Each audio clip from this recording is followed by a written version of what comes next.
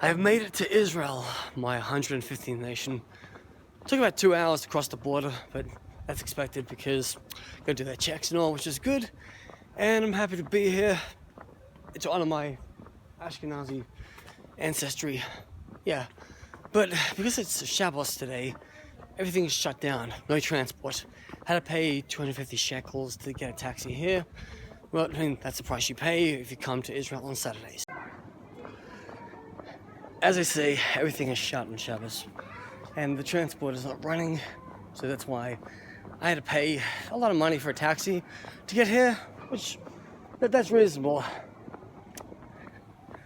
Because there was no way in hell that I was going to get back to Jordan today. I thought, nope, I'm not going to pay another 40 Jordanian dinars to get back into Jordan just for 2 days. Israel costs nothing to get in. Well, just have to pay £5 in Shekels just for a ETA lasts for 2 years. Yeah, this is one of the first synagogues I really wanted to see. The great synagogue of Adas of the glorious Aleppo community established in 1901. So there was a Jewish community in Aleppo, and in the many decades that went past, they all settled in Jerusalem. So they all settled in this synagogue.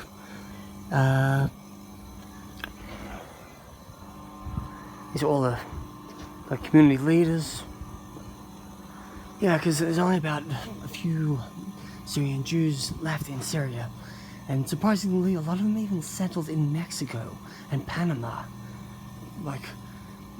Also got to remember, Syrian Jews are actually Sephardi, and there's a synagogue in Manchester I went to that was actually started by Syrian Jews.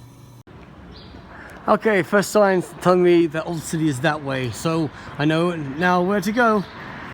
So the reason I took so long to come to Israel isn't just because of politics or what was been happening in all of its history. It's basically, I wanted to visit this country as a mature man. Many years ago in the pandemic, my father's like, Martin, don't visit Chad until you're at least 40 years old. You have to be mature to visit some of these countries in the Sahel. So I've always wanted to come to Israel since I was 22 years old, but I never knew I had any Jewish connections until I was 36. I've only got a few Middle Eastern countries left, and I don't want politics getting in the way of my travels, because it's just really unfair about how, let's say, if I got stamped to Israel many years ago, then I couldn't go visit any of the neighboring countries. But that's only fair because I have a British passport and an Australian passport, and I shouldn't really be restricted. It's just quite unfair that if I had an Israeli passport, then there are many countries in the Middle East I would not be allowed to visit until peace happens. So we gotta pray for peace. We gotta pray that all this stuff ends and we all live in a unity of a single state solution. Christian, Muslims, Jews, whatever, atheists. Yeah, living together.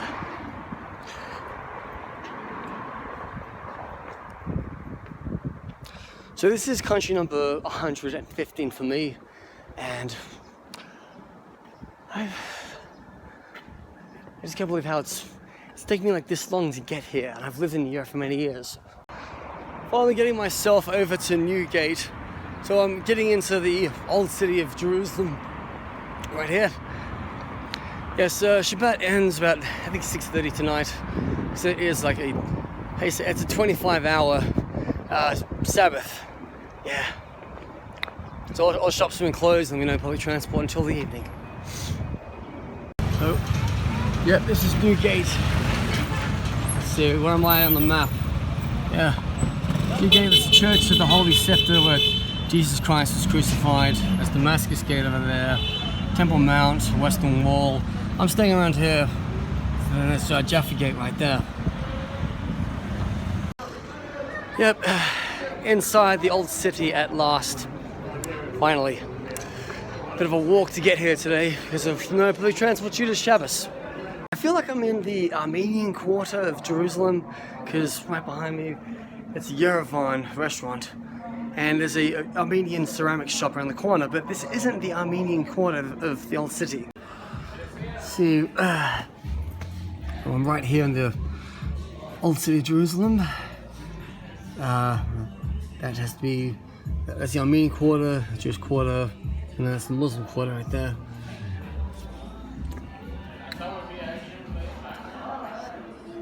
The Greek Orthodox branches. Yeah, all these different Orthodox churches are all located around the old city here in Jerusalem.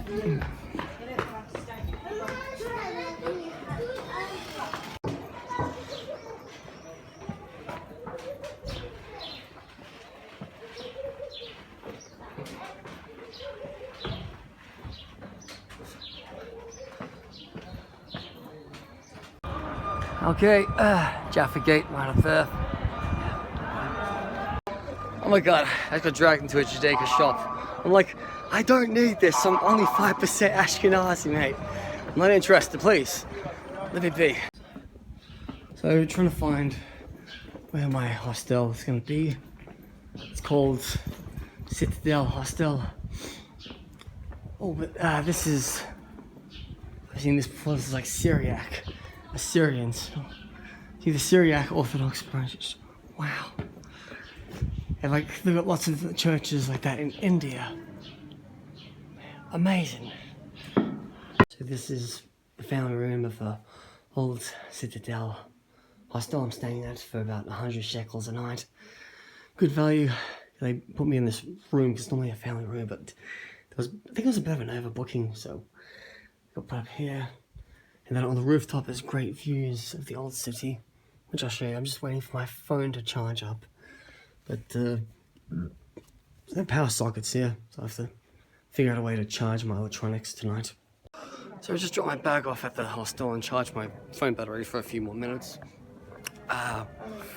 And I'm gonna make my way to the western wall to put a prayer in the cracks. You know, I asked my buddy Reverend Haley if she could put a prayer on the wall 2 months ago when she was here. I said, just do it for my South African buddy, who I want her to have good health the next year or so, because she's really close to my heart. This is how you move stuff here in the old city. Look at this truck, just blocking my way.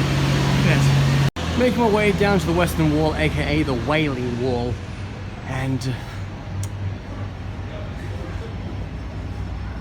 so it says, please just put photography on the Sabbath and Jewish is forbidden. Eating is forbidden, use of cell phones is forbidden, use of is forbidden, please dress appropriately, smoke is forbidden. Yes. I've just been to the western wall to put my prayer on the rock. Because it's Shabbat, I can't be doing like filming, vlogging like that, just out of respect. So trying to find the church of the Holy Spectre where Jesus Christ was crucified. So I'm walking through an area that had a synagogue that was founded from Moroccan Jews that came here centuries before the state of Israel was established. But right now I'm making my way to the Armenian quarter.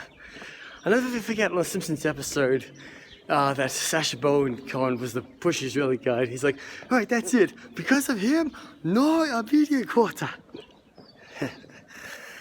Yeah. The interesting fact about the Armenians who live in Jerusalem is they actually have Jordanian passports and not Israeli passports, which is quite shocking. I had a really touching moment as I entered the Western Wall. This man who was a, how do you say, yeah, I know he's Ashkenazi, but he was Orthodox. He gave me a big hug as I entered, and I felt like loved, you know? But now I'm trying to find where David's tomb is. I'm at Zion Gate, just over there, then there's Jaffa Gate. So King David's tomb is around here. Eating this really lovely saffron bread with some sultanas in it. Cost me 10 shekels, so 2.20 pounds sterling. Not really cheap, but can fill me up. Okay, so here's another sighting of Temple Mount, Dome of the Rock right there. You gotta remember actually where that dome was, the temple was built and then it was destroyed, so we gotta build a third temple. That's why you say every Passover next year in Jerusalem we'll rebuild the third temple. So we're on my way back to the hostel. Oh my god, this, I never knew the old city was gonna be such a really big of a maze. Thank God I got Google Maps, but my phone, my other one, is getting really flat. So I have to get back to the hostel before my battery goes flat, because, you know what, I don't know how to get back to my hostel then.